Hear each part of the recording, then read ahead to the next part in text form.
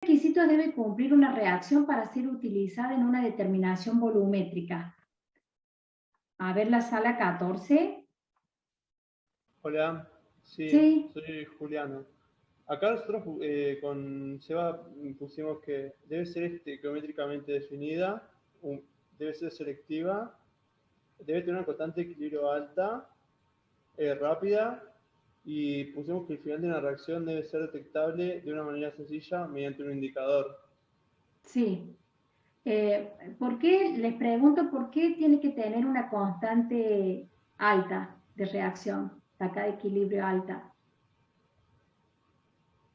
Si pensaron algo de eso. Para que la reacción esté, o sea, que tenga una mayor tendencia a formar los productos. Muy bien, exactamente, para que haya, y justamente también eso tiene que ver la velocidad de la reacción, ¿no? Porque hay reacciones que tienen una constante de equilibrio alta, pero son lentas. Entonces, son dos cosas que se tienen que cumplir. Tenemos que saber la estequiometría, la velocidad de la reacción tiene que ser alta, y la K de equilibrio tiene que ser alta para que esté desplazada hacia los productos. Muy bien. ¿Cómo se define el error de una titulación? ¿Cómo lo calculamos? El error en una titulación, profe, es la diferencia que hay entre el punto de equivalencia y el punto final.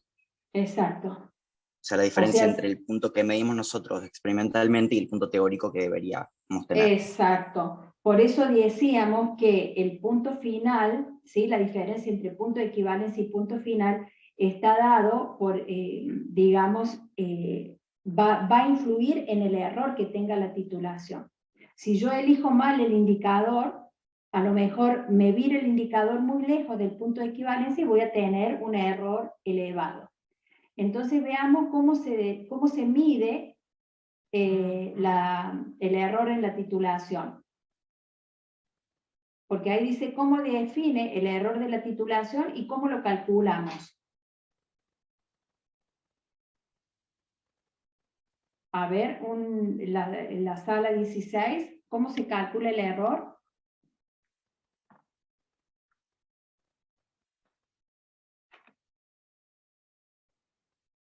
¿Hay alguien de la sala 16? Nosotros hicimos las pares. Ah, bueno, perdón. A ver, la sala 15, perdón.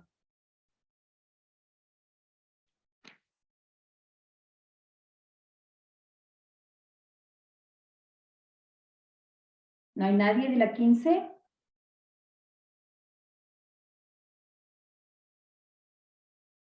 ¿De la 13? ¿Cómo calculan el error de la titulación? Profe, yo Sí. había entrado tarde a la sala, Luz Bulacio soy. O sea, a pesar de que entré tarde, me puse a hacer las preguntas. Y bueno, se calcularía el volumen del punto final menos el del punto de equivalencia sobre el volumen del punto de equivalencia por 100. Así Sí, sacaríamos así se calcula el error de la titulación. Exacto. Exacto, está muy bien. ¿Qué entienden por reacción cuantitativa la sala 16?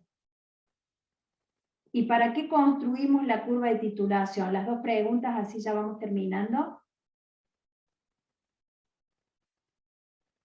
¿Qué significa que una reacción sea cuantitativa?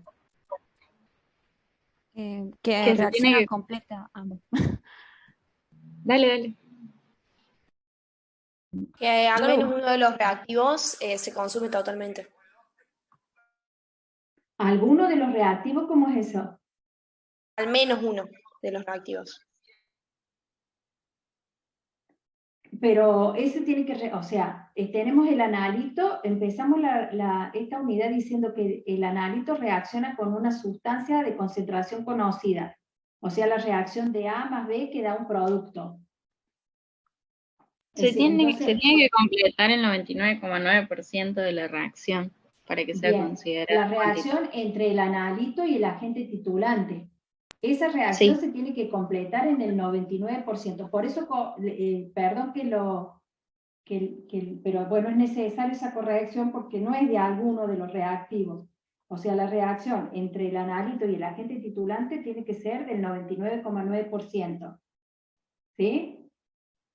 Entonces, ¿cuándo una reacción es cuantitativa? Sería la otra pregunta.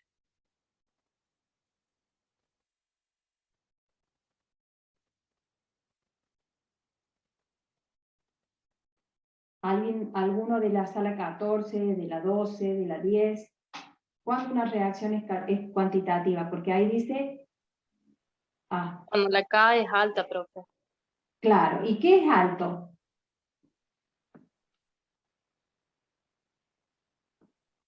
Como decían los chicos, que reaccione todo, digamos, que sea... Bueno, pero hay una medida para cuantificar eso, o sea, cuando tenemos constantes de equilibrio de 10 a la 7 o más, decimos que la reacción es cuantitativa.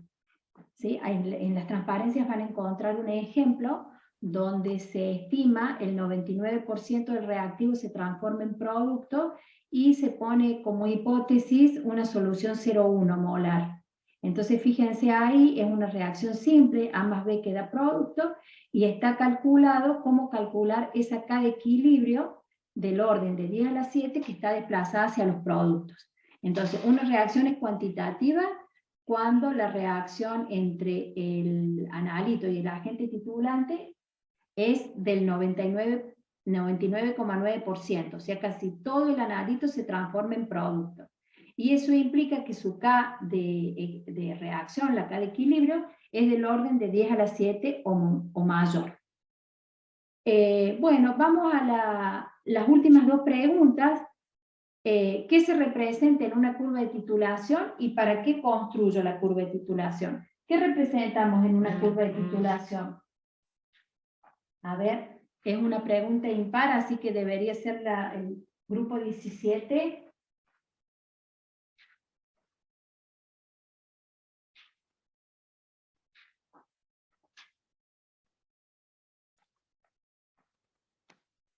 Profe, titulación es lo mismo que valoración, ¿no? Sí, es lo mismo. Titular o valorar es lo mismo. Bueno, yo encontré en el libro que dice que son gráficas de una variable asociada a la concentración contra el volumen del titulante. Bien, ¿alguien más puede aportar algo más? ¿En qué La se variable representa? asociada, perdón. Sí, sí. La variable asociada sería el pH en la que vamos a usar, ¿no? En el eje de las Y se representa una función del analito. Generalmente lo que graficamos es el menos logaritmo de la concentración del analito. Si es un ácido base, en el eje de las Y vamos a graficar el pH. Claro. ¿Sí? Como creo que vos pusiste ese ejemplo. Pero hablándolo en general, en el eje de las Y lo que graficamos es el menos logaritmo de la concentración del analito. Y en el eje de las X, ¿qué graficamos? Se grafica el volumen del reactivo, profe. ¿El volumen de qué reactivo? Del titulante. Del agente titulante. Del agente titulante. El agente titulante generalmente va en la bureta. El analito lo ponemos, que es lo que queremos medir, va en el Erlenmeyer, ¿sí? Y en la bureta agregamos, ponemos el agente titulante. Entonces, el agente titulante va en la bureta y lo que vamos a graficar en el eje de las X es el volumen de agente titulante que gastamos para llegar al punto de equivalencia y al punto final. Y la pregunta 16, ¿para qué construimos la curva de titulación?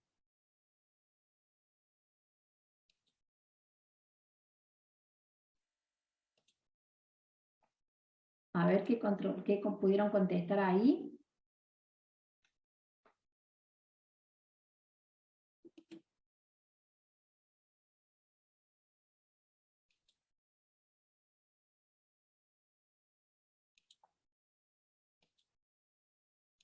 ¿Para qué construimos la curva de titulación?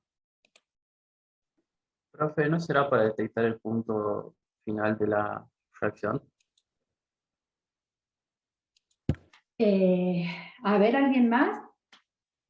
Profe, Sí. yo soy del grupo 8, pero bueno, estuvimos leyendo en el libro y Sí, dice que las curvas se utilizan básicamente para entender las bases teóricas de las determinaciones por punto final y las fuentes de errores en las valoraciones. bien. ¿Algún aporte más? ¿Puede ser para el punto equivalente, que es un punto teórico, profe? En general, chicos, nosotros construimos la curva de titulación. Tiene que ver un poco para disminuir el error de la titulación. Si nosotros podemos graficar la curva de titulación, vamos a poder, a ver, les voy a compartir a ver si puedo.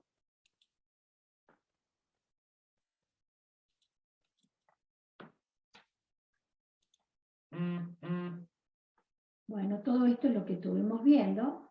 Fíjense acá. Esta es una curva, por ejemplo, de neutralización. A ver si la puedo poner un poquito más grande. Ahí.